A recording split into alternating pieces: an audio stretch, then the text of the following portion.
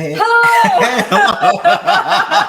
We forgot that we were into the music tonight. We're changing up the format a little bit tonight. Welcome, everybody. Welcome back. Happy 2023. That's what I was going to say. This Welcome is to 2023. Season 2, Episode 1. I don't know if that's a real thing, but we talked about doing that, so we'll see if that keeps going. We were going to update the graphics, but we didn't have Yeah, because, next time we will. Shoemaker's children have no shoes. You know that one, right? Yes. It's like the toy makers. Our kids have toys, so it's not quite that bad. Hey, everybody. So tonight we're doing Clutter Talks the way we used to first, and then we're going to go into Clutter Live. Which is dangerous because when we used to do Clutter Talks, we recorded the whole thing, and most of it we couldn't use. Yeah, because we actually want to talk about what's going on behind the scenes here at Clutter and update you guys on our latest production and our future production and what's in the pipeline and like how things are going and where we're at. And when we talk about that kind of stuff, it can get sometimes a little politically incorrect, and we might divulge too much information. And so usually, like, yeah, you're right. In the past, we would edit it, and then we'd be like, "You can't say that." And like, "Well, what? No, you can't say that either." Why? We would never say anything bad, but it's nice to have a little editing. But tonight we're going to go without editing. Tonight we're going to go without editing and bring back Clutter Talks because we started this because we're always here working really hard behind the scenes, and we think we're telling everybody what we're doing and what we're working on and we're what's coming up and what's new, but nobody ever knows. Well, we're always shocked when people are like, "What do you mean like you're doing stuff?" And we're like, "Oh no, we have all this stuff going on. Like, aren't you in the back room with us?" Right. Day. So we started Clutter Talks. If you go back in time and watch some of our YouTube videos from pre-pandemic times, we started Clutter Talks as a way for us to talk about what we were doing. Danger is our middle name's Hello, Carl Cohen. So we started that as a way to start talking about like things in process, and then it evolved during the pandemic to this, which is Clutter Live, where we interview people. You can say this too much on camera. Oh, look at that! See, we've already knocked some shit over live. Rogue. So we've decided for this season we're going to switch it up, and we're going to do Clutter Talks. It's very confusing for a few minutes first, and then go into Clutter Live, our magazine show. So updates. I am a segment. Yeah. Right, Alex? Yeah, sounds great. This is awesome. Yo, what's new? Let's do it. So what are we going to talk about first? The first thing I want to do, which is kind of just like clean up some business from last year. There's two major things that are that happened that are outstanding. One of them is everything that's going on with our Kickstarter. And then the other thing is what the fuck happened with our resin studio, because some shit got wild there for a few months. And so I want to talk about what happened and where we're at and how awesome things are. Wow, it's going deep. All right. That's because this is the kind of stuff that we just feel like everyone knows what's in our minds, but they, That's true. They don't know. So during the pandemic, we launched a super awesome, successful Kickstarter with CC13, where we launched the blind box Series 1 of the Cambot, which was way more successful than we could have possibly ever imagined. Hit and took off and was amazing. And if this is your first time watching the show, CC13 is an incredible artist from the UK who's also our best friend. And will be online with us shortly. In a few minutes. Yeah. That's right. So the Kickstarter is almost complete. Miranda's like, oh, so painful. So painful. So when we first launched the Kickstarter in 2020, September 2020, right? It was amazing. And we, at that time, had just incredible communication with the factories in China, and things were smooth and flowing. And so when we launched, we were like, this is the way things are going to be for the whole pandemic. And we thought that we were going to have everything from our Kickstarter in January of 2021. Yeah, literally. And because we had the molds already made for a number of the products, like we were ready to go. We thought like, dude, we're killing this. Like this is not going to be a problem for us. Right. We have our shit buttoned up. It was our second Kickstarter. And also we'd heard a lot of horror stories about Kickstarters. I know, Alex, you had a few stories about friends of yours that had ran Kickstarters and fall into like this pit of despair, which happens in Kickstarter when it doesn't go smoothly at the end, right? So it should be called Pit of Despair Starter. So let me continue on with my tale. Please. So then what happened was the factories in China just stopped talking to us. Yes. And literally went silent for about, I don't know, 10 months, 11 months. To be fair to them, it was a global pandemic. It was difficult. Pit starter. Exactly. Yeah. Love that. It was a difficult time. No, absolutely. And it's a horrible thing.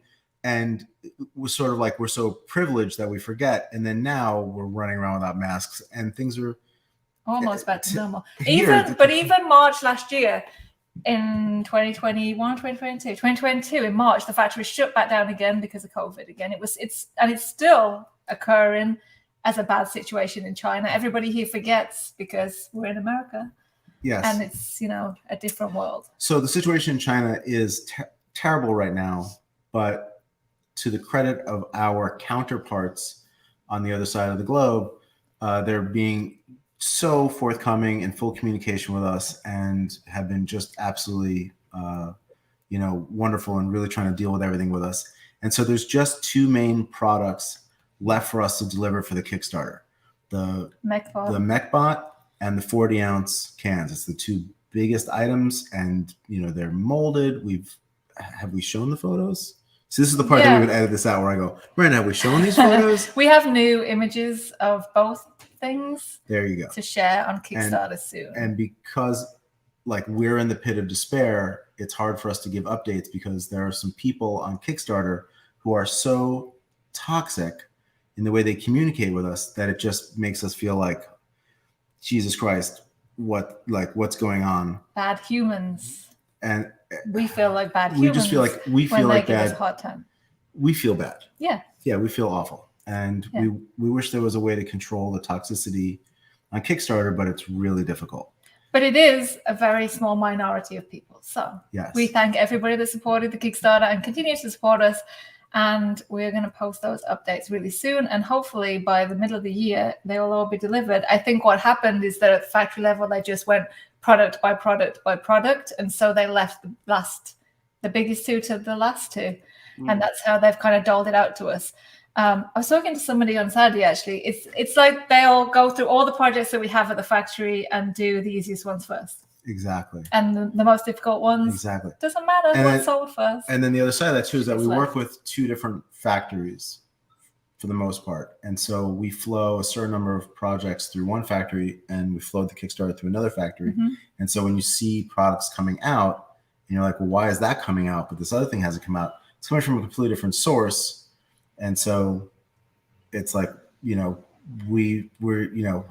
things have gotten out of sequence. Yep. So we ask for your forgiveness and love, and we love you, and we love making toys.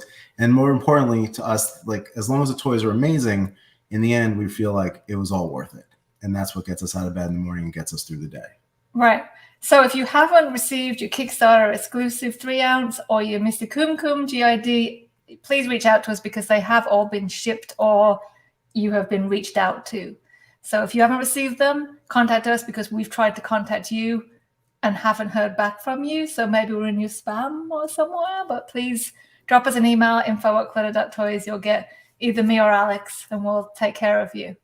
And if your address has changed, let us know, please. Before we ship it out, that is pertinent that you let us know if it's not going to the address that you originally gave to us when you signed up for the Kickstarter. Absolutely. Or if you get the shipped email and it has the wrong address, contact us straight away because we hold the packages for 24 hours to give people a little chance to tell us. But, sometimes it still goes the wrong address. So you haven't get the 5-ounce. Which ones? Which one, KO? There are 2 5-ounces outstanding too. Yep. So the other thing that, sorry, I thought there was a fly on my cup, but it's actually the cursor on the screen. It's really funny. I was like, is there a fly on my cup? It's not. So the other thing that happened last year that was awful was we had this major flood at our resin studio. Right after we'd launched these guys, right?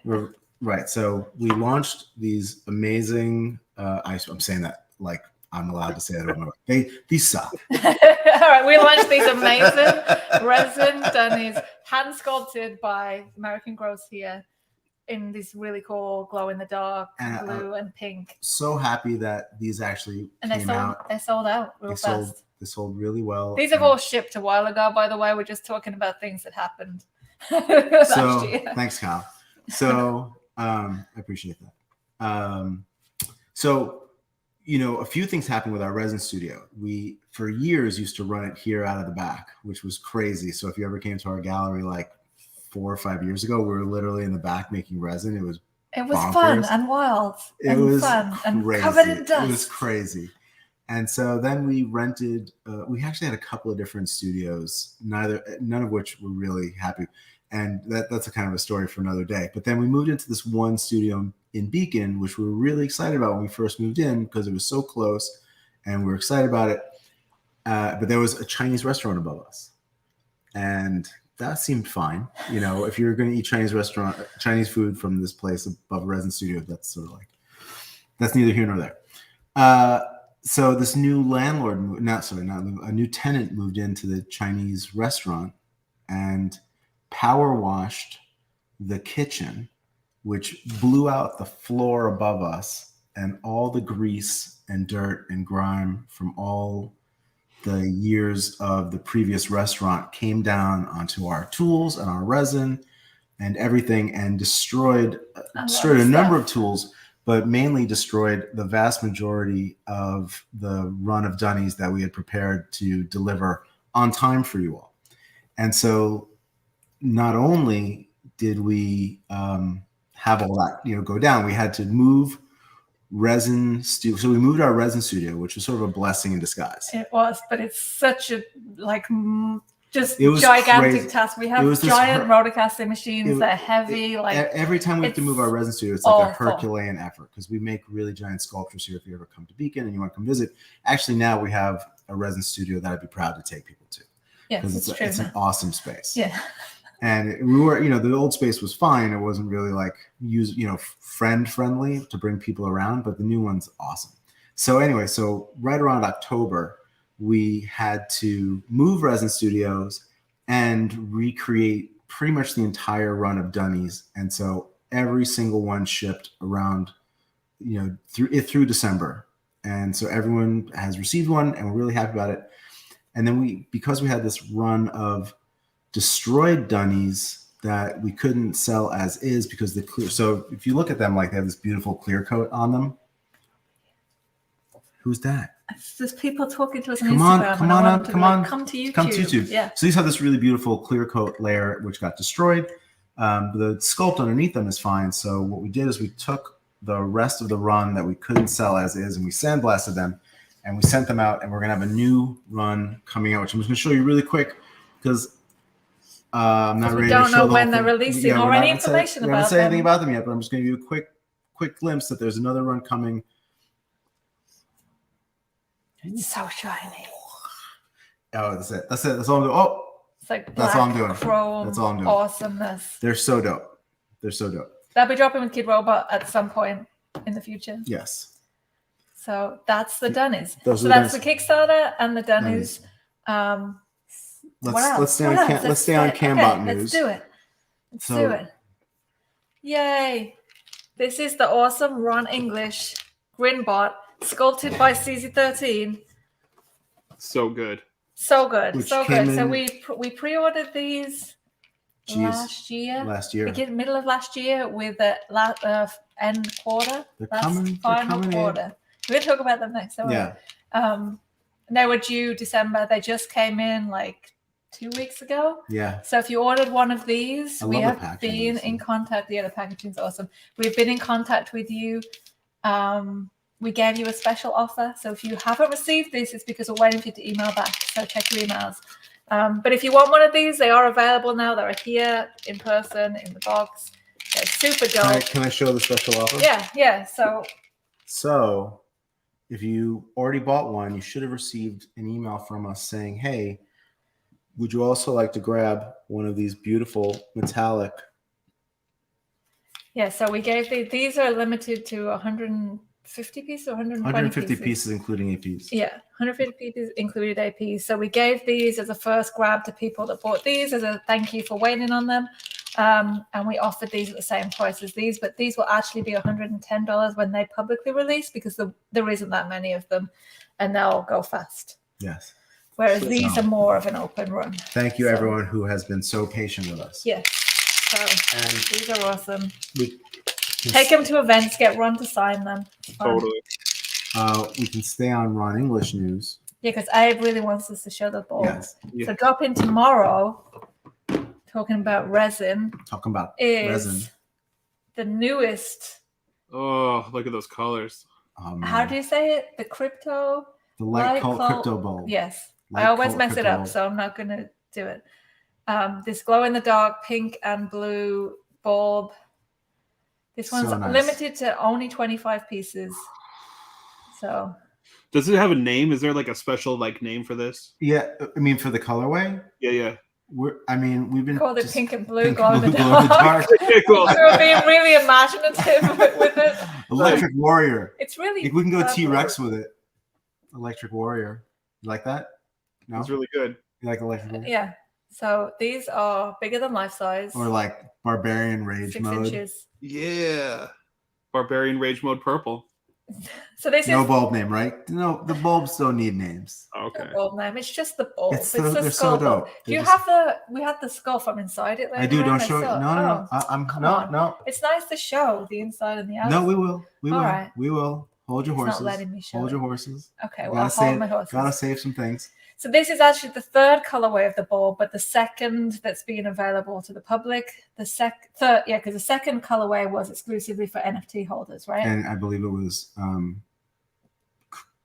Gifted to them. no, it's called Token-gated? token gated. Uh-oh. Hey man, all that NFT NFT talk. Yeah. Yeah. Like a So, pro. Like a pro. so the first one was the black and white glow in the dark, and this is the pink and blue glow in the dark. It's And so nice. it's dropping tomorrow at 12 on our website. And there's not that many, and so- did you bring a box? No, it comes in an awesome wooden box. Oh yeah, that it we comes in didn't a bring beautiful out wooden here. box. Yes. So That's cool. That's cool. Oh, let's talk about Jeremiah's because that's something else So, people yes. are waiting on. We've heard a lot of things recently about collectors being upset with stores pre-ordering things and then disappearing. So I think a common thread out there is that the smaller stores are creating an upset in the world. So We just are want to not. give you an update on all of our stuff because we're not doing that. So- Yeah, like anyone who wants to talk to us, like we've been around for 20 years. Yes. We're not going anywhere. Our pre-orders are coming. Everything that We'll we've tell ever you what's pre-ordered happening. is coming, and we want to be totally transparent, and we're here to be, Yeah. and And come and hang out with us. We're you happy can to answer grill us. questions. You can ask us questions. All right, so this one is one that people are waiting for. It is on the boat. It is due. It's due to land 20th, 21st, 22nd. No, hold on, I'll give you the exact Go update. on, tell me. I literally got. Tell us. I got a shipping notice. This is There straight. are some left, Abe. This is news. I got a shipping notice today. Well, I wasn't a notice. I was emailing directly with the shipping company, and they are arriving. This is all like what I'm being told. They're arriving at the port on the 22nd, meaning that the Great. boat pulls up to the port on January 22nd, and then they have to be removed from the boat, which is a process. And then once they're off the boat, they then get taken to a warehouse where they are then released to us. And so I'm being told that February 2nd, they will be released to us. You heard Okay. it here first. Wow. So it's a little longer than we thought. That's what I'm being told. If it happens faster, it happens faster. They're just gauging my expectations because they know I'm harassing You're them like, by you told email. me January 20th. Well, I know that when you get the notice that says January 22nd, it's like there's a lag between the boat pulling up to the port and then coming Sure. off the boat. Mhm. So people have to do their job. But so they're here though. They're literally Burn the boat. Absolutely. they're literally they're so probably close. they're probably actually waiting to dock. They They're probably there. are. They're probably here. They're probably in a close queue, to which us is why in New Jersey. which is why they're actually talking to me and telling me it's happening, it's real, because they're in a queue waiting to pull up. Yeah. Or even if they're not they may be 200 miles out, but they're They're they're in a waiting. queue. But there's They're a close. queue. They made it here, I wonder, which is great. it would be news. interesting to go online, if there's a satellite image and see at the actual queue. There probably is. It's There's probably got to some be, kind of tracking and it's got to be thing, a really long line of boats that comes in. You could It's rent a crazy. helicopter and It's fly it crazy. to the boat and then scrap. But it's getting them out of the containers. You'd have to I don't know. Anyway, so this is awesome. We're super excited. This is the first colorway of the Jeremiah in this awesome white and gray colorway, just like the original marble album back. cover. Comes We're apart. really proud of it. This is the sprout of The life. sprout of hope. Sprout of hope. And the word bubble with Daniel's signature On the back. That's right. And the phrase in the front. So everyone has different stuff. So this is the colorways. That's just a little like sneak that you're going to discover as we drop colorways over this, that each one will have a different saying on the word bubble. Yeah. So these are awesome. We're excited. We should wrap it up because we're running out of time. But yeah. Do you want to show? We'll do a quick update. We have an update on these. These are coming really soon. Shout out to Mumba. We'll get her on to talk about them. Yep. We're excited. GFF. Beth. And so everyone also, these actually came in last year. Yeah, these have come and gone, but we have new colorways coming soon. And also the Bog Squad have awesome drops coming. Can't wait for them to show them. Love super excited.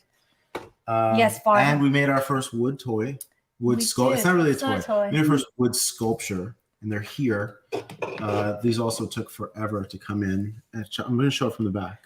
Okay, do it. The ginormous. Oh my god! Oh my god! Oh my god! Oh my god! Can you reckon that? Look at that!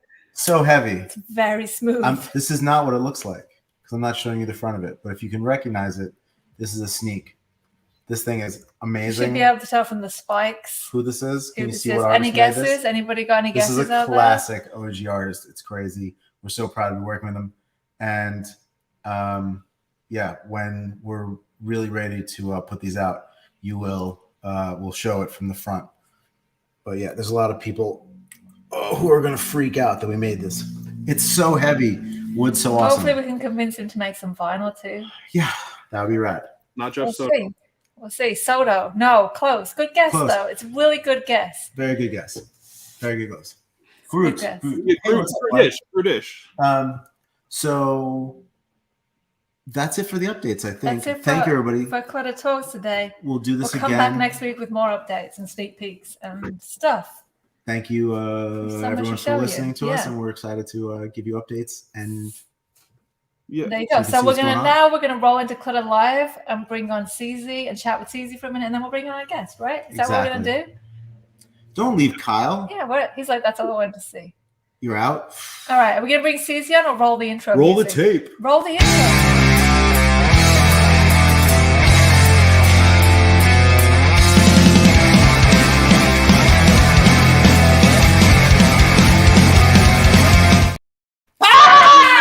Again, for real now. Hello, CZ. What's up? You all right? How are you? I'm good. Sorry, we hope we didn't put you to sleep there with our Clutter info. That's what happened. Which you already know what's about. Going on. CZ knows I know all this. I know all this. So what's up? Did you have a good Christmas? Yeah, I did have a good Christmas. Yeah. Did you eat lots of pies? I had a few mince pies. Yeah, probably about. Biscuits? Who made your mince pies? My mum. Ooh. What's her her secret? Back on the table. Nothing really. They just does it straight up. They're a bit little. They got sugar on the top. They're just nice. They're just nice little mouthfuls. All right. Yeah. Is there there's like a consistent recipe across the country? Yeah, just a pie. Put the mincemeat in, and it's just a circle top, not a star top, just a circle. Bit of sugar on. Burger time. Jeremy Cove. Hello. What's up, Cove? I've got burger time. Yeah, I haven't got a cab of it, but I have got burger time. Yeah. You have it like virtual? Yeah. I've made like a sort of vertical build on the pinball machine there. So, yeah. Nice. Abe says. Did you get anything? Hang on 1 second. Abe says, like cult Twitter space in 30 minutes. There you go. If you're in the like cult, head over there. Okay. So, and we're gonna have to have Cove on soon. Yes. So stay tuned for Cove. What was the best thing you got for Christmas, Easy? Oh, we just got loads of games, and then after in the sale, I managed to get another arcade. So we got a Marvel versus Capcom 2. Whoa. That's pretty. Is that a pinball machine? He's got a pinball machine too. I've got a pinball too. Yeah. How many have you got now, C's? I've got 4 in a row here with a pinball, and then I've got 2 others that are wall-mounted ones over there. Wow, you'll be able to open up to the public soon. charge entry. Yeah, exactly. Hello, Chad the Collector. Hello. So you can start charging admission fees? I reckon I got it, won't I? Yeah, Pay I for think the so. lecture. Yeah. Are Yeah, you- exactly. Pay for the electric. Are you We'll making get you anything? sponsored with a beer. Are you making any new art this fine January? I am, yeah. I've had this little idea. I'm doing this little Cambot kid. So it's not a Cambot, but it's like the Cambot ultimate fan. Cute little dude, like, and yeah, I started him today. He's going all right. Awesome. The body's all done and stuff like that. I'm just trying to figure out how to cute his face up a bit. You know what I mean? Yeah. But he's going to have like a little sort of Cambot helmet-y sort of hat thing on. He's holding a Cambot. He's got a Cambot backpack on, so he looks pretty cool. It'll be good. I'm excited by That's that. right. Yeah. We're being asked when 3-ounce Cambot Series 2 is coming, and we are working on it. We have. Why are you asking the tough questions, Jamie? We have like 95% of the designs. We want to do another design contest, but we want to finish the Kickstarter fulfillment first, so we don't get like, why are you doing this before you've done that? So. And then we're gonna have like a even though public it takes a while forum discussion about Kickstarter. Yes. Miranda says never again. Never again. Never Well, again. but we can talk about it publicly. But I might be convinced of it. no, I won't. If they had better moderation tools, maybe. Maybe. I think if it's scaled down enough, and you know. Yeah, I mean that's stick true. to the little boxes, you know, when we don't go crazy. I think Kickstarter works well. You know. I think that you are absolutely right about that. One thing I was going to say before I forgot to mention is that in hindsight, what I would do is less rewards and less bonuses. So it's clean and clear. Yeah, like and what you're nobody doing. tells you or warns you about the pitfalls of that. But that is an issue. Yeah. That's what happened to your friend, right, Alex? I vaguely remember you telling me something about it. Yeah, it just gets to be too much, though. I mean, like, and then like what we're doing, like the shipping becomes a big issue, and then just like the whole fulfillment process post Kickstarter is just right. That's a good point, actually. Which let me just talk about for 1 second. That not everything came at the same time. So we said, okay, we'll ship the blind boxes, and you can pay the shipping on the blind boxes, and we'll pay the shipping to you for the exclusives. And you're like, okay, that sounds fair, which it is fair. But then when you think about shipping 1,000 orders, even like first class is the cheapest $5 an order domestically. And then internationally, the cheapest is $20 a shipment. No matter the size of the shipment, that's the cheapest we can ship it. So it's like once you add all those up, it becomes really difficult to manage. Yeah. Your cash flow. So I think that can I just 2 points? People see a big number that you got on Kickstarter, but they don't understand that that's not just like, oh, well, that's just money that comes in and it's great. It all gets spent. Yeah. 2 points. One, you bang the table. Sorry, I banged the table. And second, sorry, what's up, Fat Dad? Hello, Fat Dad Toys. Oh. Moving on from Kickstarter real quick. It adds up so fast. It took us so long to ship the exclusives. Because like shipping them all in one go would have been such a hit to us that we wouldn't have been able to sustain it. So we had to kind of dribble it out a little bit just to make it manageable. Exactly. But we did it. So thanks for your patience, everyone. But what I was going to say is moving away from Kickstarter for a second, that we did a walkthrough today at Zero Space for 5 points. And we are so excited to have time this year to plan it correctly. And that we have air conditioning. Everybody that came to SwampCon last year, as we renamed it. Oh my god! It was ridiculous, but last year was ridiculous. This year's going to be awesome. And there's a couple of 2 really cool additions to the space that we're going to keep and work around, and they're going to be. You've decided you want to keep. I want to keep. You want to keep it. You want to keep it. It takes up There's so much something crazy space, in the space, which we're not going to tell you about yet until we figure it out. But basically, because the guys at Zero Space are like such innovators on the tech front, they build wild shit in their space. And then when we're walking through, they're like, oh, yeah, we built this thing and you can use it. Yeah, we're like, all right, cool. So there's a couple of really good. The application, the forms are online. So if you go to 5pointsfest.com, you can get to the links and we'll contact you with an application forms. So they're also on our Instagram link tree. but we haven't really posted about them being available yet, but they are. We just wanted to do this walkthrough to make sure everything was cool. So we did and they the weren't walkthrough. lying to us about the air conditioning. Oh, it's real. We saw it with our own eyes. Yes. Nice. So it's freezing out, so the air conditioning wasn't on. They had the heat It was on. actually blazing hot in you there could see, today, you could see that it's all been installed. Yeah. Do we have dates on that yet? Have they been posted? 10th and 11th. And 11th. Okay. I just need to write it down for my own. It's not a giant giant robot, robot. but it's pretty It's fucking cool. close. It actually made me a little nauseous for a second because it was so intense. Yeah, it's an experiential Thing. Don't That's tell what I'm them telling you. It's an experiential thing. So we're going to see what we can do with it and who we can bring on to make it super cool in our world, not only just this like crazy thing. Because it takes up quite a big chunk of the floor plan. So to keep it, we've got to make it really make it make sense. Wow. And also, we're going to change the whole layout of the festival because we walked through and we're like, okay, we're not going to do it that way. Yeah. So if you were at Artist Alley last year and you were like, oh, this was a fluorescent room with the horrible fluorescent linings, it won't be this That's year. not happening. And we're having different linings. Yes. So now we know. And It's we're going to be going to awesome. rearrange the whole space. You know what else is funny? That people didn't understand what happened to the Brooklyn Expo Center. They just thought that we just didn't want to use the Brooklyn Expo Center anymore. Even though we thought we'd communicated it very effectively, we hadn't. So if you came to 5 Points historically and you were looking for the Brooklyn Expo Center, we loved the Brooklyn Expo Center, but during the pandemic, they closed it down and it became a ninja training gym. Wait, what? Ninja training gym? Like a Ninja Warrior training gym. Yeah, like Really? Ninja Warrior. And you can go there and you can do Parkour. ninja training. You can think about how awesome 5 Points was there. But so we're doing things differently now at Zero Space. But I'm glad that it's our second year there.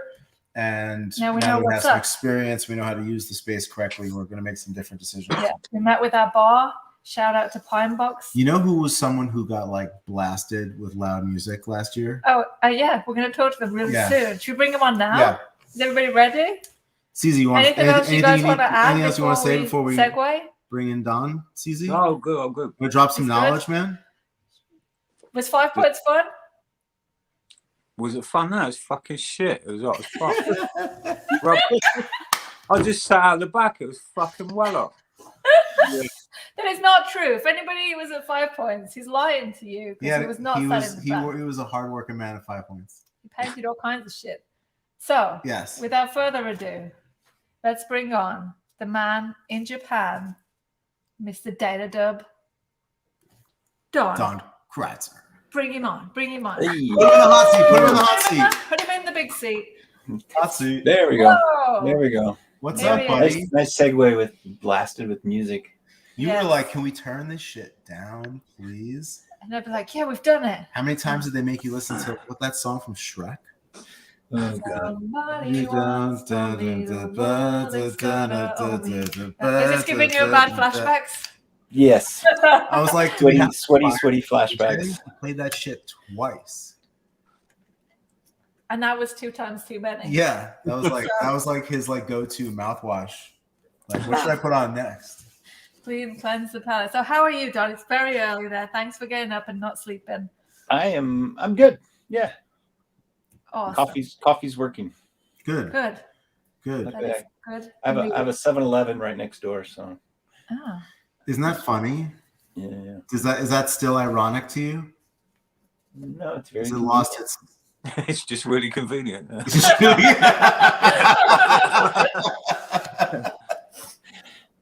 Cool, good interview. This is Bye, everyone. So, Don, tell us how you ended up in Japan. Let's just get straight into it. Don's from Michigan. I know he's from Michigan. So how He's a Michigander. did you How did I end end up in Japan? I basically came here to teach English for a year and then just travel around and then go back. Yeah. And I didn't want to be an English teacher forever, but my background's graphic design. So I was like, if I can find a design job in Tokyo, I'll stay one more year. And did you find a design job in Tokyo? Yeah, I did. Where you stayed for 1 more year? I stayed one more year. I mean, this was back in the 90s when, we were doing stuff on paper still. So How long? So you've been there since 90 what? 92. That was my 30th year last year. Wow. Congratulations. That's a long time. Yeah. Cheers. Do you ever miss it here? You What, come back in regularly Beacon? enough. Beacon? Yeah, in Beacon. Yeah, Beacon. Yeah. I mean, of course it was Beacon. No, America's a lovely place to visit. This is true. So, but you prefer Japan. Absolutely. Tell us why. Come on, give us like I top have five a reasons. 7-Eleven right next door. Everything else is gravy. I mean, I love the food, love the culture. Every day's an adventure. Yeah. It's clean, it's safe. Now interesting people are coming to visit again. I mean, Yes. there's interesting people here, but The doors it's are nice that it's reopened. opening up again. So What part of Japan are you in? I'm in Tokyo. Nice. So you hang out with some of the coolest cats in toys in Japan over there. So how did that start? How did you get into designer toys, into Safubi? How did I get into that? Well, originally, let's see, my gateway drug was Kubrick's. Okay. So when I was working at Ebisu, there was a shop nearby that was selling Kubrick blind boxes, and so I started buying those, and I started really getting into those. So I started looking for other toy stores, and I went to this store in Ikebukuro called Puke. That's great. And I was talking to the guy there, and he was like, "Oh, there's a gaijin who works here. You should come. He'll be here on Saturday, so come back." That's literally how we called him. And that was So that was Dennis Shirahama. Yep. So Dennis, he kind of turned me on to all the toy scene here. He told me about Super Festival and Nakano Broadway, and I was like, "Oh, do you collect Kubricks?" And he's like, No, I collect this thing called Sofubi. It's like, Yeah. Oh, interesting. So He just ripped the veil away for you and just like, look at the real underbelly of toys. But I mean, that stuff was expensive, man. Yeah. I was just buying little, 1,000 yen Kubrick boxes. So Right. So what was the first thing that you bought that you really loved in Safubi? started buying Reelhead toys. Yeah. So I actually met Reelhead at his very first show that he showed at. Wow. So kind of from Kubrick's, I kind of got into like the Hong Kong, the Michael Lau, that kind of stuff. So that sort of that size, that 3-head tall Michael Lau stuff that he did with Bandai. And, the Reelhead stuff was kind of a similar size. So that kind of drew my eye to it. Do you still have those figures? Which ones? Those original pieces that you bought. From Reelhead? Oh, yeah. Most of them.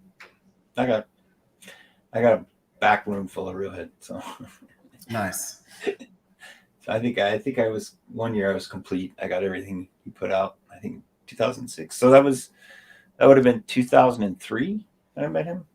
Okay.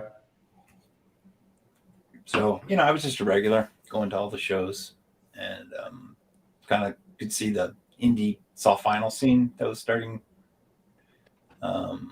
Secret Base, Gargamel, and Reelhead, Blobpuss, Chronic. I was just kind of watching it. I was buying some of it, just kind of watching it slowly grow. And obviously it's exploded now. Yeah. What would you say the real difference is between the scene there and the scene here? Like, is the community similar? Everything. You don't paint other people's toys without permission. Did you watch that episode? Interview? Yeah, I think John covered that. So He did. Tell us some of your experiences around that. Like, have you? I don't want to. I'm not going to This walk is going to be another one of those episodes. No. I'm much more of a diplomat than Mr. Rampage. He was fairly diplomatic, I thought. He got a little. I heard that there was some beef afterwards, but I didn't think he actually called anyone out or said anything. No. It's How would you all good. help us here, Don? How would you educate an American into the Japanese scene?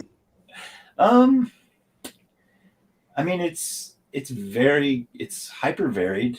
I mean, there's there's sort of the cute scene, kind of a lot of the people have come up as illustrators and have started branching out to make their own toys. I think like Cowdy and who does Morris and Teresa, and I mean there's that whole side of the scene, and then there's sort of the hype toys. Sorry, that's my dad calling me. So it's ringing all the computers. Sorry, everybody. Sorry, Don. It's okay. Then there's sort of the street scene, the hype scene. Like the fashion brands and Punk Drunkers, the obvious one. Other people like that, and then there's kind of a kaiju scene.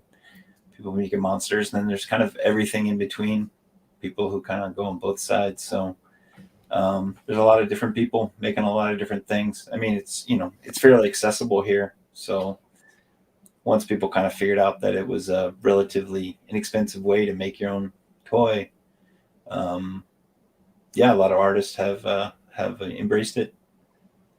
So tell us about your involvement. Do you manage artists? Do you curate? You produce toys? Tell us where you fit into the whole thing. I fit in the cracks and the crevices in between the dark spaces. In your soul and your mind. I mean, one thing I do is I do help a lot of Western artists get self-vinyl toys produced here. Not a lot, a select few. I'm very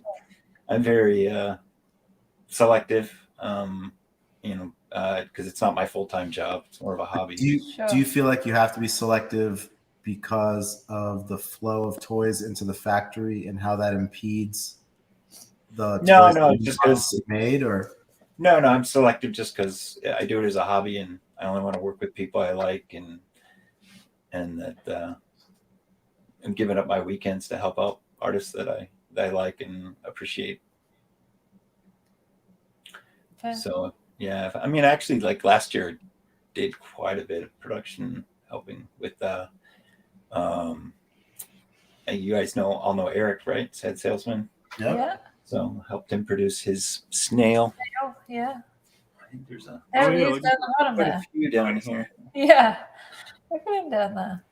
Very cool. That's so awesome. Helping Rato Kim with her box cat that gets produced at the factory I work with. I helped David Horvath with a couple projects last year. Nice. Yeah. Amazing. And then we also did an NFT based project, the Nouns Hamanegi. How did that work? Sorry? How did that work? Well, basically, I don't know if you know Nouns. It's a rather high-end NFT project that they make one NFT a day and it sells for like 60 ETH. So but they keep it all in a treasury fund, and then they do what they call propose the DAO. People propose projects. So David proposed helping them, get more exposure in Japan.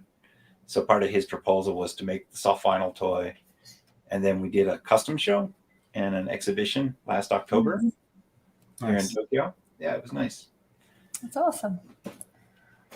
Are you a believer in NFTs, or that's just sort of something you dabbled in?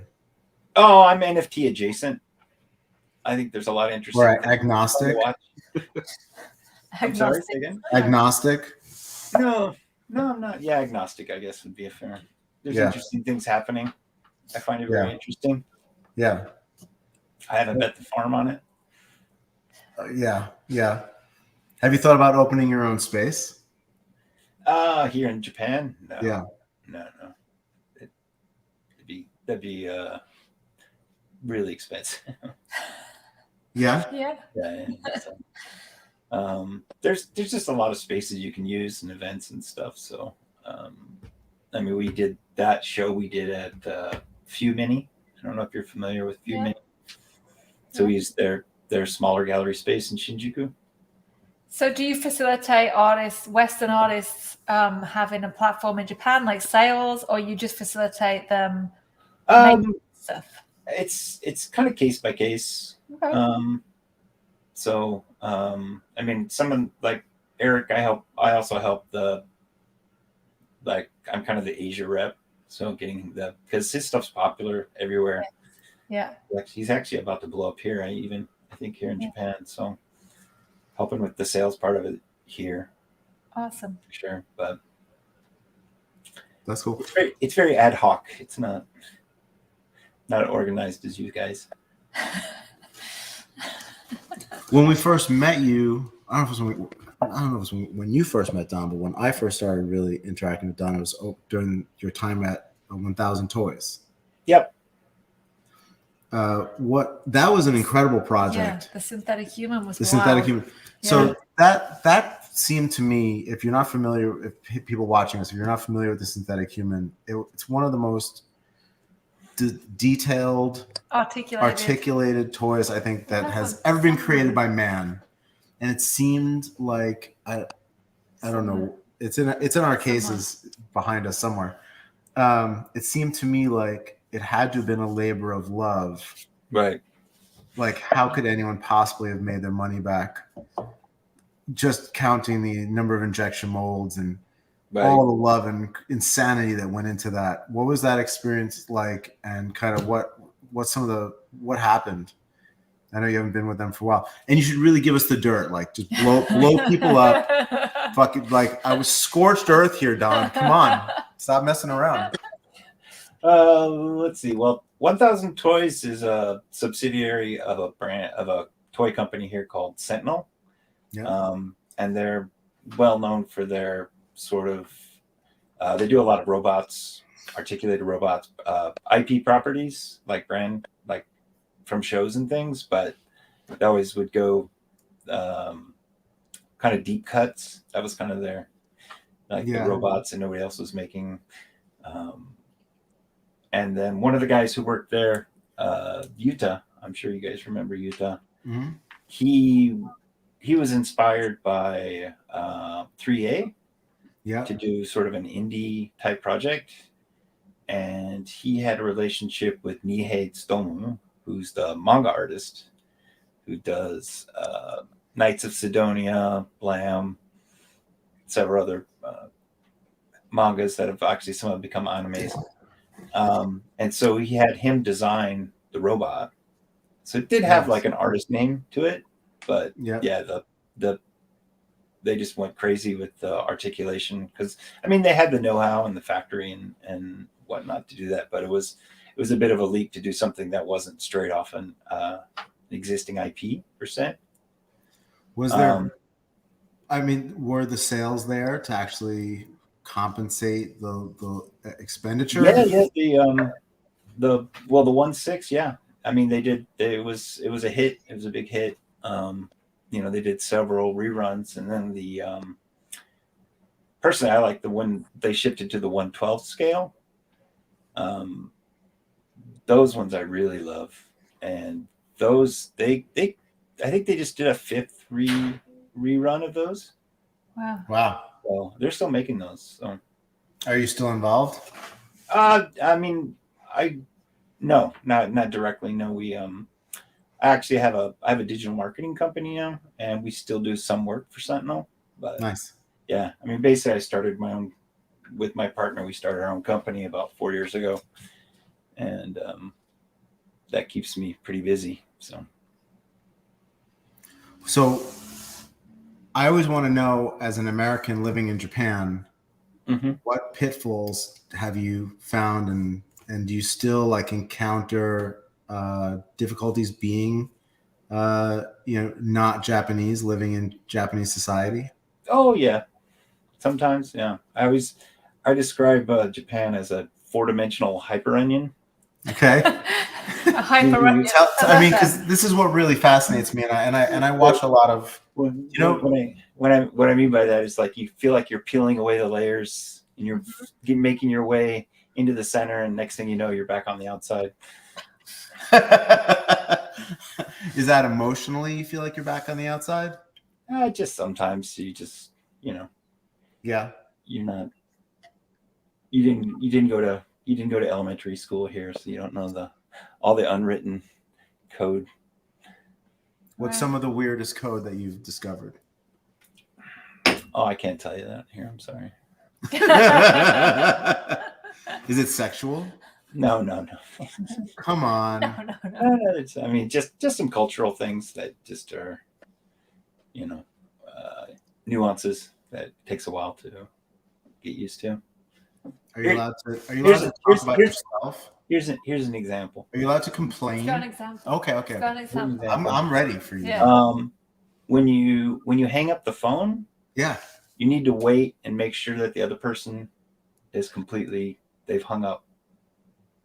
Because if you're just like, hey, bye, and then you just, you click it right away. I mean, maybe for your friends, it's okay. But in business, that's like considered extremely rude. Okay. So you have to like slowly. So you have to wait for them to go. You just wait, and then, you count. I just count to 10. And if I don't hear any more breathing, then I know it's okay to hang up. Who has to be the one to initiate? Who initiates hanging up first? The person with the seniority, which is and is that okay? Wow. It's kind of like in England. Sorry, it's kind of like in England. When we say to I have no idea what it's like in England. English people have like a competition at the end of telephone conversations to see who can say goodbye more times to prove that they give a shit about the other person. It might be a Midlands thing. No, I don't think so. I don't think. I thought that was like a teenagers in love thing. CZ says bye. That's true. We probably all do it. I don't care if you've gone or not. I'm going to go. No. Yeah, we do say bye a lot. You guys say bye a lot. Bye. Americans just like, we're like, bye. all right, man, talk to you later. Okay, bye. Click. We're good. But when you see all the movies, no one ever says goodbye, do they? It's always like, that's because in movies, people are just being cunts because they're trying to look cool.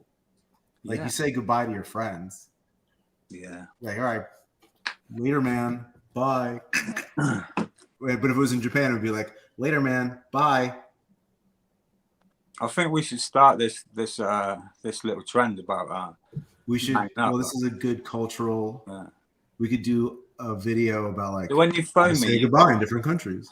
When you phone and say goodbye, you got to wait. Right? Yeah. Right. Has he gone?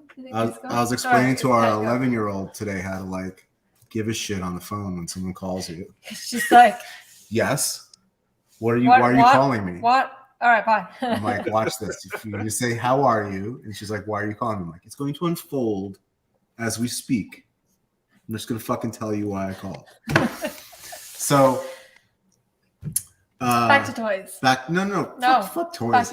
Back to Japan. So give us another. So that's a really interesting one. Give us another nuance. Mm-hmm. Is there a love nuance? I always have an interesting one because I hear that in Japan they don't really say "I love you." Is that true? Older people, maybe. Yeah, I think the kids. The youngins have learned to say, "Yeah, I love you," like in a cute, romantic way. Like, "I love you too." I rub you. See, that was really fucked up what you just said.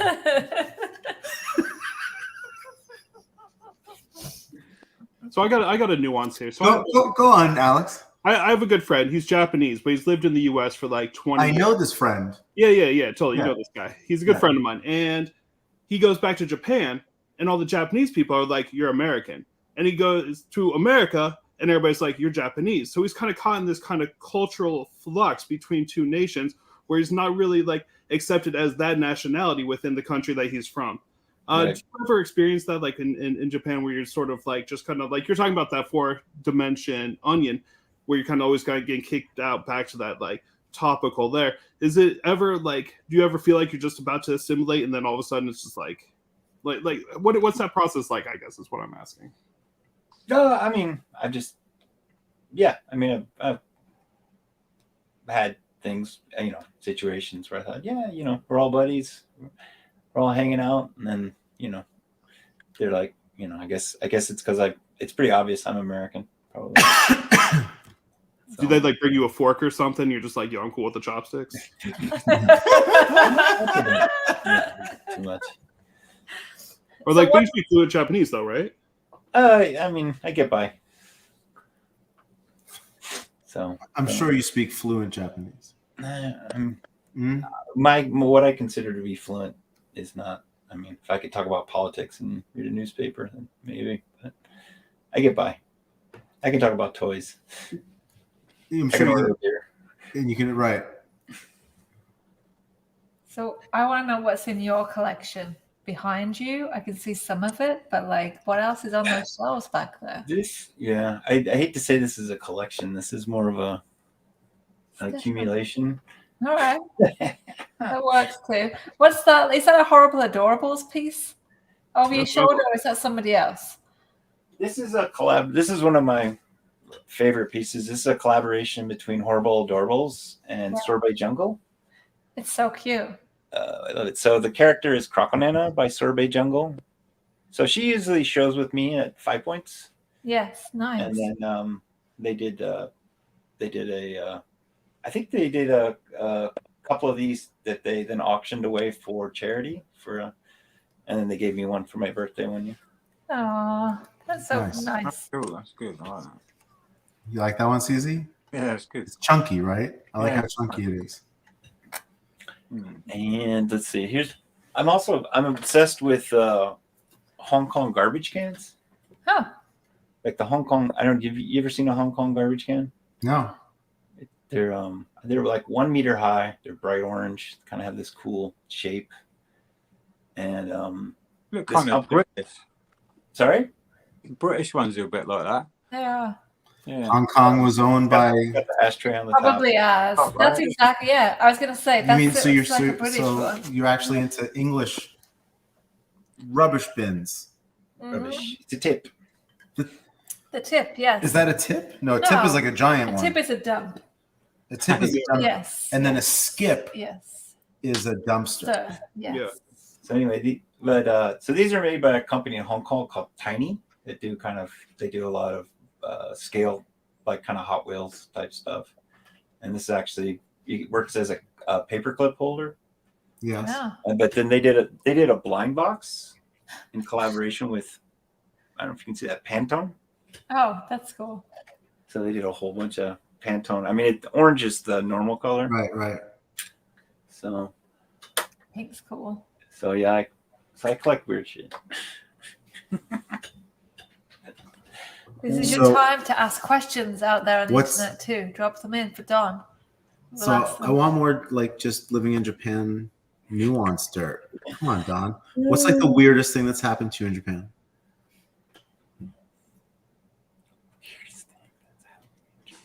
Like we're out drinking, it's 4 a.m. You're like, dude, I gotta tell you about this thing that happened to me this one time. In the room where it happened. Like, tell us how the sausage gets made. I mean, that's all so long ago. It happened so long ago. You ever go to Nara and pet the deer? Yeah. Yeah, there we go. Yeah. Nice. That's quite nice. They eat everything. You have to watch anything paper, they'll grab it and eat it. So. Oh wow. That's just like my girlfriend's dog. So like pretty crazy to hear that deer does that as well. The Nara deer ate my homework. I didn't hear him say dog. I just heard him say my girlfriend. Like that's what my girlfriend does. She'll just eat paper. No, my girlfriend's like, yo, this dog was that's strange. you like pulling this shit out of his mouth. It's not a good situation. Oh my god. Like you're like Stephanie. Better pull it out of his mouth on the other end, Alex. Yeah, I've done both. I'll tell you what. No joke. It's the worst. Yo, can we see those sad salesman pieces behind you? Can we see the snails? Yeah, show us the snails in the multicolors. I mean, this is the OG color, right? Yeah. Nice. So this is open edition. This is open edition. Cool. That's very cool. Has that been released? Yes. Yep. Oh, nice. So this was an exclusive for 5 points last year. Yeah. Marbles. Love it. Let's see. I think this dropped around 5 points time last year as well. That was a double pour, so you can see it's like milky and then white. Yep. So you can see the tips, or no, my camera's not focusing. This was a Strange Cat exclusive for Decon, the Rainbow. Nice. Who painted them? Oh, the factory. The factory Yeah. I work with. They do painting. Do you find it difficult to get them to paint for you? Does that slow down the process? No, they like the money. Okay. Eric's Eric has a lot of interesting requests, so they like to. It's always fun. This is a glitter one. Nice. You can see though, like if the light hits, it's actually clear purple. Yep. I can see that. So That's awesome. and this is this one blank. Oh, this is a blank. This is a pearl that we did for these around Decon as well. They were painted. Nice. I don't think I guess I don't have a painted one. This is so good. This is just test shot from last year, the marbled shell. Is the shell a separate piece or is it? Yeah, it's 2 pieces. Uh-huh. So I mean that's the joint. Yeah. Yeah. That's pretty good. So yeah, I really like toys that use the joint either, In an interesting way. in an interesting way that it's part of the design. Is that the only joint? That's the only joint. It's That's just pretty remarkable. That's Yep. like you're getting like 125% out of that little hole. Yep. So we I don't know if I have any sushi around. You guys know the Sushi LA toys? Yes. Yes. We love this toy. It's right here. Yeah. Oh yeah. Yep. So we were very inspired by the joint. The joint from that is nice. Beautiful, right? With just 2 pieces. This one is my favorite thing that I got at 5 Points Miranda this was year, so and I mad was that I so didn't buy mad the that I whole- missed them all. Yeah, because that's the sad thing about 5 Points is that I personally don't get to go shopping until like late on Sunday, where at which point most things have gone. We should just You'd think pause. I would be able to get out early We should in pause front of the everybody and buy festival. everything cool. We should And be just like, pause okay, the Miranda's going shopping. now. Yeah, it should be like Yeah, I don't one think there should be- o'clock on a Why? Saturday. We'll just push a button and be like, Everyone everyone has to stop go by and let then. Miranda walk. Yeah, Someone go on there first. should be a half hour before it opens. It's Yeah, Miranda then I time. just get to wander Yeah. around. Yeah, she's not stressed at all at that point. Yeah, nobody would need anything half an hour before we open. Don, do you have any other interesting joint Safubi Example? pieces that are like within arm's reach that you could show us like examples of that kind of thing? Of cool, interesting joints. Yeah. Let's see. Not sure. I think that's a no. Do you subscribe to like the traditionalist way of making Japanese toys, or are you okay with- Absolutely. yeah? Do you get annoyed when toys look kind of Chinese? Say again. Do you get annoyed when toys look kind of Chinese? I get that. I don't get annoyed. No, I mean, because I hang out with some Safubi dudes who don't like it when toys look overly engineered. that's just a different kind of toy, right? Didn't I have one of these open? Oh, I do have this open. So this is another artist that I had at 5 Points. Hopefully we'll have again this year. Called Hana Music. I don't know if you've seen their Whoa. stuff. And this is just 2 pieces. The joint Oh, nice. is there. Her paint jobs are amazing. That's a nice hidden joint too. This one's my this one's she does a lot of work where Oh, I love that one. it's clear. That's, You have this one? Yeah, that one's nice. No, I love that one. I would love Yeah, I to love have this that one too. This is my favorite toy. Yeah, that's really cool. So it was I like it when I find a new artist and I'm like, wow, can I take your stuff around, and they get excited, show it in New York and show it in LA and all over. So Oh, DHL's trying to deliver Okay. something? All right. Oh my god. Wow. I gotta go That never happens. That happens on Rogan all the time. Yeah, Pee so break. Oh my yeah, God. that's fine, but in DHL, why are they bringing? Why are they Yeah, bringing? yeah. Yeah, it's like 7 o'clock at night. What are they doing? Yeah. DHL always delivers at ridiculous times that we would never be open. Yeah. I don't know why they think like, oh well, 9 o'clock. That's a great time to deliver to a business. I got another question. Actually. Yeah. So the marbling on that One Sad Salesman, the kind of like tie-dye marbling, was very similar to like the Rado Kim Game Boy box cat. Did you have a hand in those? Yeah, same factory. Same factory. Oh, that's great. Awesome. Yeah, those are so cool. I really like the way that came out. Yes, that's the one. Yeah. Yeah, we had a custom show, which was so much fun here. You did. I loved that. It was lovely. Yeah, it was a great show. Yeah, Rado's work You're is making a lot of noise over there. Yeah, actually, I mean, we pulled those at the same time. Oh, yeah, because the marbling is just so similar between the two. I think I got one over here actually. The way that those kind of mirror each other. Yeah. I mean, it just came out really nice. It was actually a surprise for Eric. I'm actually going to show an example. We got one right here. I got in reach. What's the most difficult part that you have to navigate translating a toy to an idea of a toy to a Sofubi figure? The limitations of slush casting angles and things, making sure stuff isn't too. Yep, there we go. Yeah, look at that. Yeah, I've only seen pictures of them painted. They look amazing painted. Oh yeah. What is that? Who is that from, that box?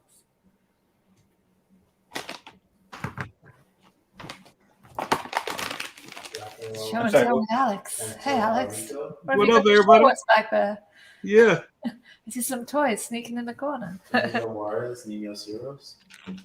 Probably for the glow show. Wow. Yeah, what is this? I've been seeing Wow, look at that. So this is an artist called Apple's Toy. I love it. Yeah, it's pretty funky.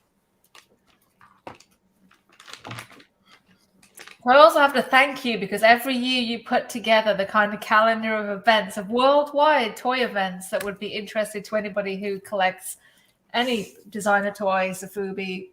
So you are the man behind that. Yeah, let's share it. There it is. Talk us through this. So how on earth do you find all this information? Because it's not easy and you get it before everybody else. So well, one of the main things I did at 1000 Toys was I helped produce their overseas events. Yeah. And so every year I'd make this calendar that's kind of legacy. You can see how licensing expo and things are in there because they would go to those events as well. And so I just started making this calendar for them every year to see, so they could plan out which ones they were going to go to and, which ones we were going to go to as a company, which ones we were going to show at, which ones we were just going to go and, have business meetings at. And it just kind of became an obsession. Yeah, it's awesome. It's very helpful for us, I have to say. Yeah, one of the main reasons I like to think I make it is so the organizers can look at the calendar and say, like maybe I shouldn't put my event right up against this other event. So artists have to can't do both. So it's got more and more difficult as more events have come back. And actually after the pandemic, it's even more difficult because a lot of dates moved. Like we were earlier, but we tried to negotiate our way back into a spot that wasn't overlapping with anybody else's.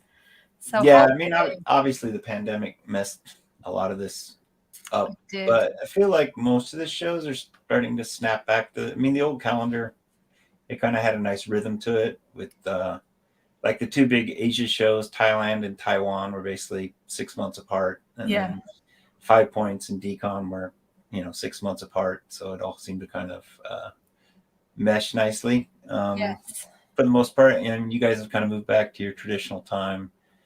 Yeah. Thailand's actually a little earlier this year, but it's actually better. Taipei has moved back to October, which is where it should be. Yeah, it's definitely coming back to some kind of normal. What do you think about Decon being in December? It's probably late. Tricky. It's going to be very tricky. Are you going to attend? I believe we will. Most of the artists want it. People love going to Decon from over there. It's a great convention. It's really awesome. So I mean, Christmas isn't even a holiday here. So Right. What are you talking about? I hear it's massive. there's decorations everywhere, but it's not like we get the day off work or anything. You work on Christmas? Yeah, why not? Why wouldn't we? Do you book in early for KFC? No, I just wait in line. Do you really just wait in line? Come on, tell the truth. You don't you don't reserve your bucket? I haven't had KFC in years, actually. Are you you're married, right? Sorry? You're married, right? Yeah, I'm married. Doesn't your significant other want a KFC bucket for Christmas? No, she's not. Actually, I grew up in Kentucky. I actually met the Colonel when I was a kid. Wow. Really? Oh, there you go. Come on, tell us about meeting the Colonel. Yeah. What was that like? Just like he did in the bucket. I don't know. He was a real guy. They would wheel him out for promotional events. I heard that Japanese people are confused and think that the Colonel is Santa Claus. Well, that's because they dress him like Santa Claus. So it's a willful thing that KFC is perpetrating on the Japanese people. I think so. Yeah, why not? Do you feel the need to educate Japanese people? Like, hey, these are two totally different dudes. No. Do Japanese people ask you questions about to help them understand the U.S. and we're drop asking knowledge? you about Japan? Yeah. I mean, some people obviously do. Yeah, sure. What's the number one question you get asked about the U.S.? How the hell does tipping work? Oh, yeah. Is there no tipping in Japan? No, there's no tipping in Japan. Everyone's just Same as service the is UK. part of the culture. Yeah. No one in England deserves a tip. CC agrees with you. It's yeah. Fuck, you can go fuck yourself and die in an English restaurant. True. You just sit down and just stick your thumb up your ass and eat your hand. They don't care. And if you want a drink in an English restaurant, you have to go to the bar. Yeah. And ask for a drink because your waitress or waiter could give a shit. But they're not there to serve you a drink. They're not there to serve you. I'm not sure what their job is. So yeah, sorry. Yeah. Sorry, Don. Totally. That's okay. Story again. I was reading the comments while you were. Tell us another good Japanese story, Don. Another good job. Come on, man. What'd you think, Don? No, I don't want to talk about toys. toys. I want the toy day. Give us. Should we do toy tank? Should we jump into toy tank Yeah, and bring we it should back do to toy toys? tank soon. Yes. What time is it? All right. Oh, do you know about toy tank, Don? Have we told you about Toy Tank? Oh, yo, so Toy Tank is fucking the best. We're gonna bring on an up and coming toy designer, and they're gonna present some of their new toys, and then we all get to sit here and listen to them, and then just see what's up with it, and have a nice little conversation. I know that your input would be it's like Shark Tank. Yeah, it's a little, yeah, but toys. Exactly. I was trying to figure out. I thought it was like a creeping robot tank club. Oh yeah. Yes. Oh, nice. Oh, I help produce these. Yes. That's awesome. We love them. We love Clav. Clav speaks highly of you, Don. He's awesome. I can't wait to see him. So- Let's come over. Yes, it's about time. He's been desperate. So as part of Toy Tank, Alex sings a song. He does. Yeah, I got a little jingle. You know the jingle, Don? Oh my God! All right, here it goes. It's the best. Wait, where's the logo? Here it is. Nice. Yeah, there it is. Toy Tank. Take me to the toy tank and show me your fucking toys. All right. Woo! Good job, Alex. Word, yo, this time around, we got Jenny Cherry straight out of Mexico City. She's creating some beautiful I remember Jenny. stuff. And I'm so happy to see what you're doing. We know you from 5 Points. We know you from Clutter. So now here you are on Clutter Live. Let's do it. You're on mute, though. We got to unmute you. You got to unmute yourself. Hi guys. Sorry, Hey. right now I'm in Mexico City, and you can hear like a salesman. They're selling bread in the street, so I'm so sorry. It's gonna pass through, but Is it sorry. delicious bread? Is it good bread? Is it I don't good know bread? if you can hear it. Is it good Yeah. bread? Is he selling good bread? I'm sorry. No. So what do you have, Jenny? Let's see your toys. Oh, well, this is like my most new toy. It's right now is dressed as a witch, but it's like a little kitty. I love it. Oh, that's so cute. This is of your own design. Yeah, yeah, it Beautiful. is. Is 3D printed. Okay. Nice. Nice. Yeah. Is this Actually, I did the printing and all the sanding and everything, and the paint also. I made like everything except the 3D. Okay. Yeah, Yeah. I have Yeah. someone to help me with that. But yeah, this So is like cute. my piece. I love it. It's so cute. So cute. Yeah, Thank good. you. I love it. And maybe you know me for this other one. Yes. definitely? Yeah, I actually met Don at 5 Points, and I show him this one and also this one. Oh yes. Oh, so good. Yeah. Oh, Thank that's you. great. I saw on your Instagram you have really big ones as well. Yeah. Yeah, I do. I Did you actually just have stand it one around? here. Let me show it to you. Oh, Whoa. You have really big ones. That's Yes. huge. Is that 3D printed? Thank you. Is that a 3D print? No, it's the Fiberglass? glass fabric. Yes, fiberglass. yes, fiberglass. Yeah. Yes. Yes. That's so cool. I love it. Thank you. Are you bringing that to 5 Points this year? Yeah, I did take one last year in pink. Ah, This one was for Halloween. Here in Mexico, we have big conventions, more like Comic Con. comic Yeah. conventions, Yeah. and this is already sold. But Oh. I want to make a special one for 5 Points. Yay. How much did you sell them for? 300 Whoa, that's so cheap. It's a bargain. Yes, here in nice. Mexico. It's not that cheap. Okay. No, something that size, it's a good value. It's a great value. Mhm. It's beautiful pink. And it's not heavy at all. No. It's That's what's so hard. the cool. designer toy scene like in Mexico? Wow, there's a lot of different things. There's like mythical, um, like theme. I don't know if I understand well your question. Can you say it again? Sorry. What is designer toys like in Mexico? Is there a lot? Is there a large population of people creating designer toys? Yeah, it is. We are huge. Like there's a lot of people who wants to make their own toys. A lot of people who made small bazaars and conventions. And actually, I participate last month in one show. They have 100 artists who Wow. paint a single piece. Yeah, Wow. I was like so impressed.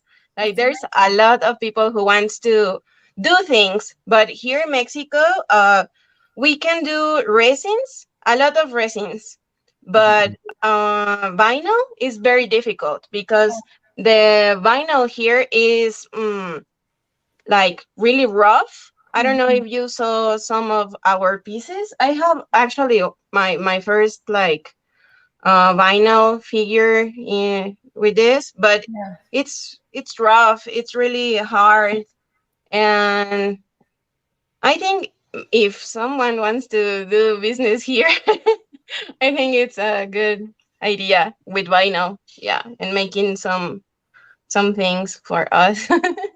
Yeah, Yeah. we've always had a big following of South American artists, Yes. Mexican artists. Yes. We've always worked with a lot of them. Yes. Yeah. Yes. How long have you been creating toys for? I start in 2013, but I start more like reading. I make a thesis for my college degree about how to make how to design characters and then take it to the navel to make the toy. focus on kawaii aesthetics. That's a really long name for the thesis, but it was more like that. And then I start to go to some like shops and things like that. And I was a teacher. I teach sculpting and how to do the molds and the resin and painting, but I didn't have my own toy design until 2018. I decided to create the Daruma platform, but it's not like super original. So I started to do a little bit more stuff, but I think I got a little bit stuck on the customized pieces because I really like to customize more than make it. It's too hard. It's too hard to make the piece like an original. It's a lot of work. It is a lot of work. Yeah, it is a lot of work, and also you have to make like the packagings and all the image and everything around them. And for me, the Daruma helped me a lot for do a lot of things like pins, plushes. I also have like this. I have plush. I have bags. I have a lot of things. But now I want to do more things for this little character. Yes. Yes. So cute. Great. I love it. So great. What's that character's name? His name is Chubby because he's a little bit fat. He has like his little. Oh, I like the little butt. Is that? Yeah, he has really. Oh, the hat's cute cheeks. And I have like a concept that he has a club of chubby characters. Yes. And they like to eat cake and eat a lot of things like I do. So yeah. Do you have a story, like a whole world for him and his friends? Yeah, I like to do that to develop more about what they're going to do. The launch that I made with this one, I made it also with a bunny, but the bunny was a collaboration with one of my friends who made a lot of things centered in the like horrors and guijas and all that kind of stuff. And that's why they are like doing like a spell or something. Yeah. So cute. It's great. I love that idea. Thank you.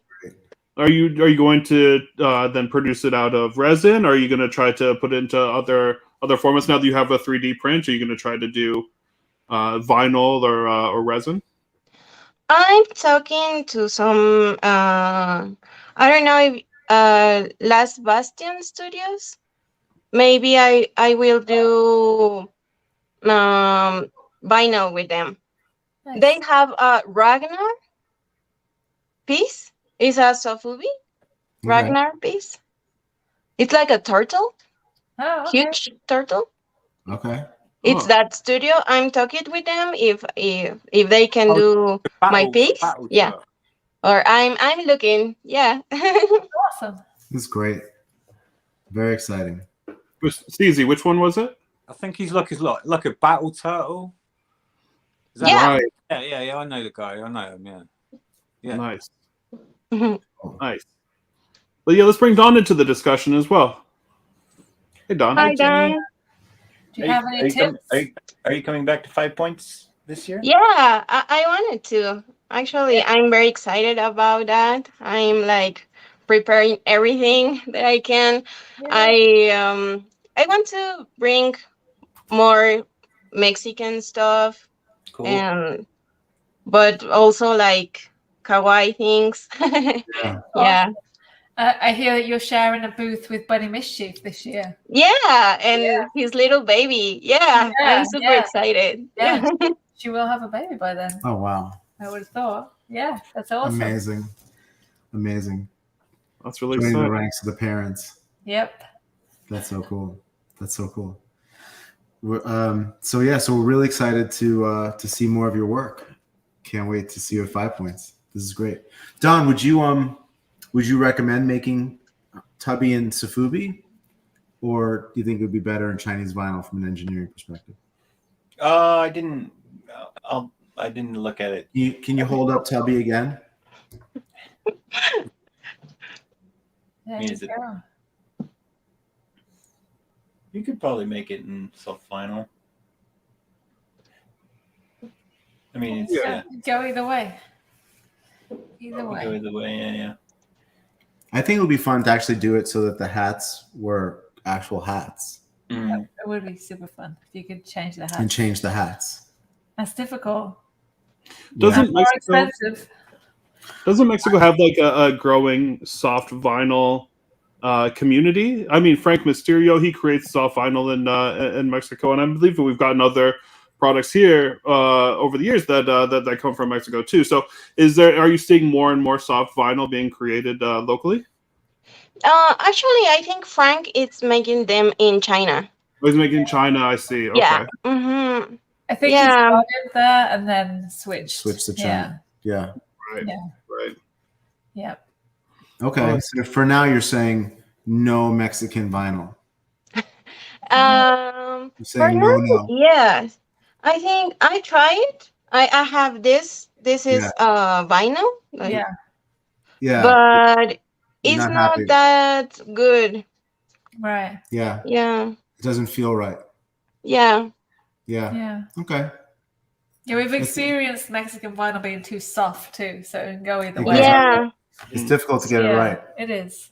It's Mhm. difficult. We are still like experimenting Yeah. with the products. Yeah. Yeah. With the plastics.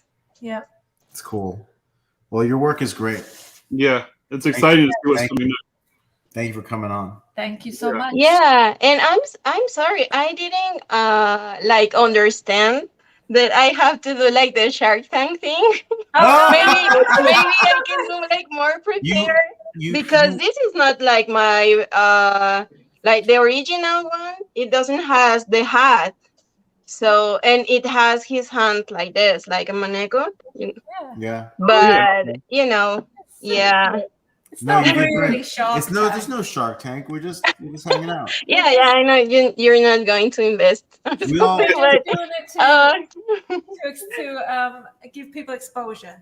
It's so that people yeah, can thank you so much. people can meet you and see your work Yeah.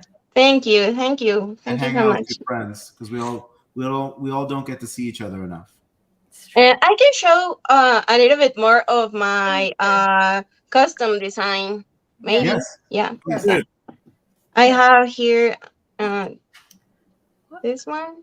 That's so Cool. cute. Rainbow Bright. Rainbow Yeah. Bright, that's it. I Awesome. had a Rainbow Bright birthday party when I don't know how old I was, but it was Wow. I watched a Rainbow Bright VHS tape, and you had your party to the VHS tape.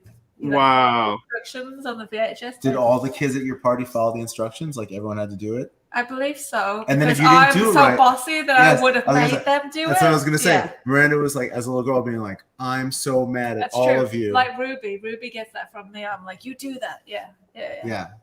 Miranda's the bossiest. Yes. So Really I cool. didn't It's have tight that. work.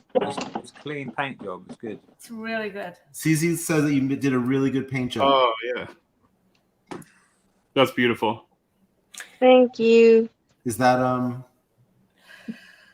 who's that piece by? Is that what's her name? This piece is Angel Cat Angel Cat. By by Milosa. Milosama. Yeah. And I have here also Tokidoki. Yes. Yeah. I Oh love the hair. yeah, that eye is great. That's really pretty. Thank Really? you. Yeah. Super. And that's all that I have here. That's okay. That's awesome. We're so Yeah, happy to see your work. Yeah. Definitely. And your Yeah, space look is really cool. Thank you. Yeah. Thank What you so paints much. do you use? I see you have racks of paints back there. Yeah, I also I start painted model kits Uh-huh. and small pieces.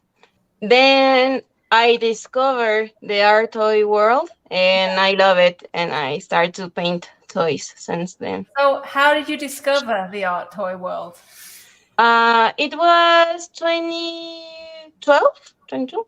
Yeah. I was living in LA, and I saw Tag Art Gallery. Yes. Yeah. I went to a special event there, Awesome. but I wasn't invited. I was like walking on the street, and then I saw a bunch of cool people seeing toys, and I said like, "Oh my god, I have to go there." So That's the best way to find it. Stumble Yeah. upon it in the streets. Yeah. yeah, that's the first time I saw art toys there. But here in Mexico, it was until 2000 when all the art toy community start here. Okay. So did you start with bear bricks and keys? in No, 2000? actually, I start with Tokidoki unicorns, the small ones, Yeah. and it was awful. I didn't like remove the paint. I paint all over them. It was awful. Yeah. that all learning. happens. It's all learning experience. So cool. That's great. That's great. So, who do you collect now? Do you collect toys still? Yeah. I try because I spend all my money in paint and 3D printers and resins and all that stuff. But I really like this. I also have this one. Yeah. Awesome. Yeah. And I pick like some things that I want to paint and some things that I want to collect. Obviously, Tokidoki, I still like grab them, but I have it in my living room, That's like awesome. my Tokidoki collection. That's awesome. So good. Very cool. This is excellent. I really love everything that you're creating. This is really like nice. It feels very positive. Feels very like warm and uplifting. You know, it's nice to see something that's that just like generates like good vibes. You know, and that's very much the that's very much the impression I get from you. So it's wonderful to meet you finally and really like get the feeling of who you are through your toys and just have it be kind of together. Yeah. Oh, thank you so much. Your work seems to be an embodiment of your personality for sure. It's Yes. happy and bubbly, and it makes you smile, which is awesome. Yeah, that's a wonderful thing. Yeah. Thank you so much. They keep saying we don't have any sound on. I think it's because my phone's dying. Sorry. There's no sound on Instagram. You should come to YouTube. That's where we are. I'm going to hang up on this because it's dying. All right, bye, everyone. Bye, YouTube. Bye, Instagram. Awesome. So thank you. And definitely don't log off yet. I mean, stick with us. I mean, we're totally. Thank you. I will. Thank you. Bye. Thanks. So check out Jenny Cherry's work on Instagram. Is it just a Jenny Cherry? Jenny Cherry Art on Instagram? Jenny Cherry ART. There you go. Go Perfect. follow her now. Go follow her. Thank you. All right. Should we harass Don some more for Japanese stories? Or it's getting late. It's getting early. I know Don has a hard stop soon He because does. he has a meeting with Cool. very important people. Well, So let's let I still got a few more minutes if you want to. Yeah? good. Okay. Want Let's to talk put Don about back in toys the or hot seat. anything? yes, we Put Put do. Don back in the hot seat. Be back What's in up, the hot seat? Yay, he's back in. So what do you have coming up, Don? Tell us what's coming up for 2023 for you. Well, the show. So, as I had at the last 5 Points, my booth now is called Global Figure Showcase. So basically, we bring in the artists. It's usually Cowdy and Teresa. Deanne from Sorbet Jungle joins us sometimes. So we'll have the Global Figure Showcase at planning to do Thailand, TTE, 5 Points, and TTF, and maybe some other some other places. Awesome. Are you going to go ToyCon UK? Unfortunately, no. It's Why not? Why Are you not? going to do Why not, Don? DesignerCon instead? because it's scheduled during Golden Week, which is the most expensive time to fly. What is the dates of ToyCon this year? I didn't Sorry? see a calendar. What's the date of it? Well, if someone made a calendar that you could look at. See it. There you go. It's back. Actually made me laugh. Now you know why I made this thing. April 29th and 30th, Susie. April. All right, cool. Yeah. Wait, what's Golden Okay. Week? Golden Week is there's April 29th and May 3rd, 3, 4, 5 are holidays here. So it ends up being about a week, depending on where they land. Sometimes it's just Golden Weekend, but it's what's the meaning behind it? each holidays they're different holidays. Actually, they just kind of are all clustered together, so it kind of becomes A thing. a thing. Do you get the day off work? Yeah, they're all national holidays. So All right, there you go. There you go. No Christmas, but Golden Week. That's cool. Yeah. yeah. So It's a week. It's better. Is there a lot of Hanukkah going on in Japan? No?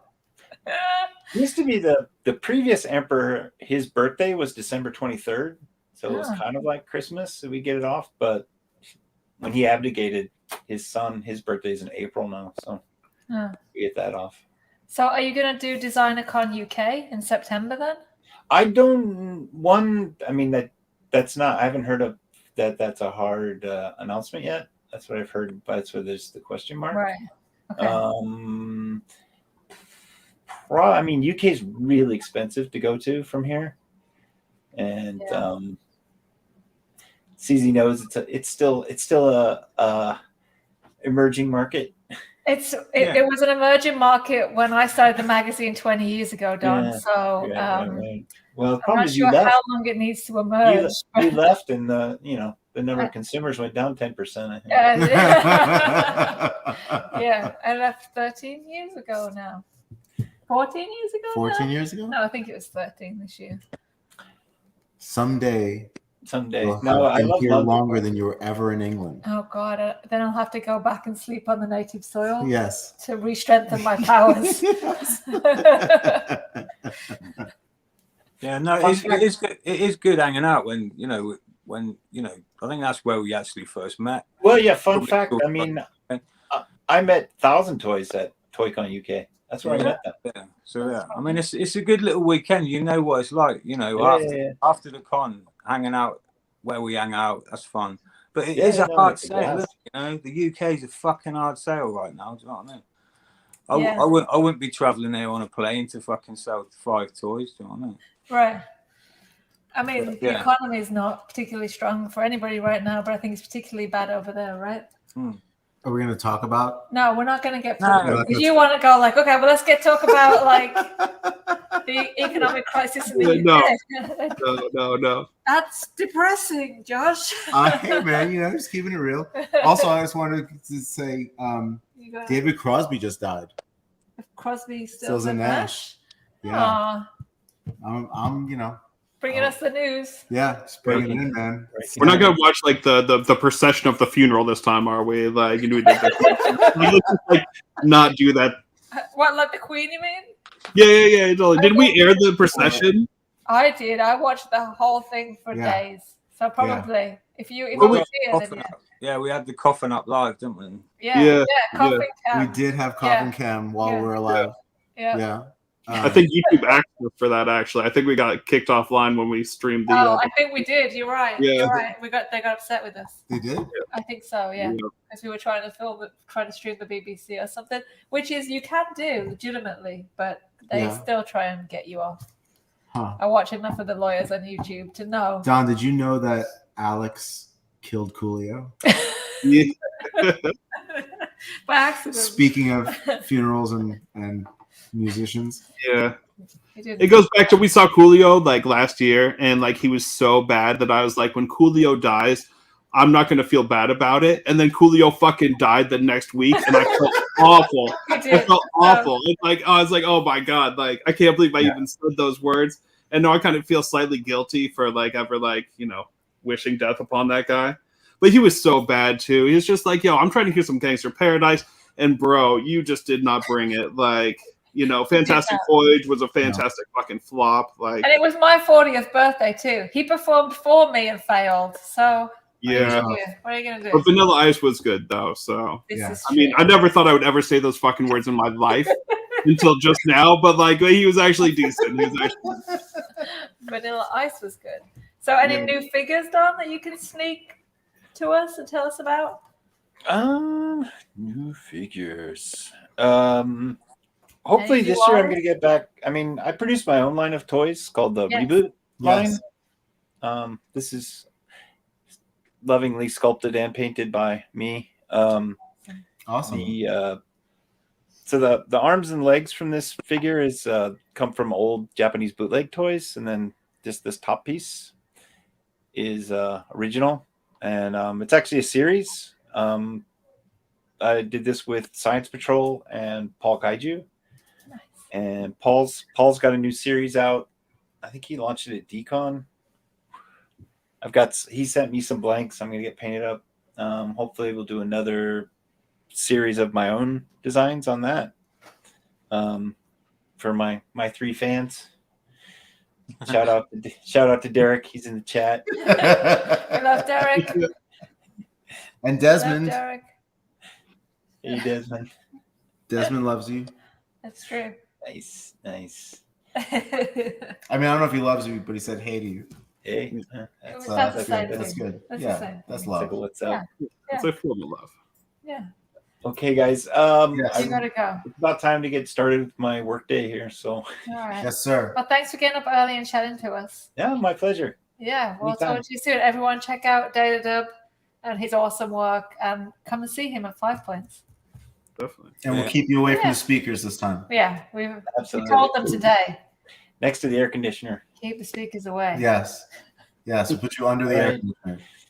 All right. See you, everyone. Bye. Thanks, Don. All right. Thank you, everybody. Yes. Here at Clutter Gallery, we currently have on display 3 exhibitions.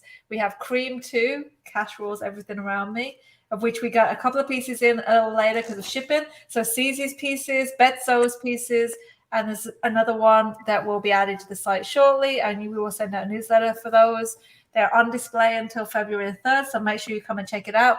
We also have Vanessa DiTullio on display with her awesome Space Cats show, so check that out, either in person or online. And of course, we have Mukuyama, which is sold out. But you should still come and see them because they're really awesome, they're very cool. Super detailed, crazy articulated Safubi figures. And we're looking forward to having another Mukuyama show later in the year. Yes. So stay tuned for that. Yeah. What other news do we have before we go? Dropping tomorrow. Oh, yeah. Don't forget, dropping tomorrow is the Light Cold Crypto bulb? No, that's not right. I always say it wrong. Crypto bulb. And I said it wrong too, Ron, once. And he just looked at me like, I just said it correctly. Okay, well, that's good. Raging Barbarian Purple, right? In Barbarian Rage Purple. Barbarian Rage Purple. Electric Warrior. Electric Warrior. Oh my God. People call me the Electric Warrior.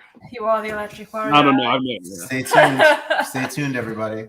All right, we'll be back next week with more Clutter Talks, awesome interviews, and more. Thank you, Jenny Cherry. Thank you, Jenny Cherry. Thank you, Such a pleasure. We have other awesome toys with Cece planned for this year, so keep a weather eye out for his stuff. And thank you, Mai Tanaka. Back next week. Keeping it real. Yeah. Totally. Thank you again. Right. Thanks, everybody, for the comments. Come back next week. Ask questions. Prepare your questions. Bring them on. We're ready.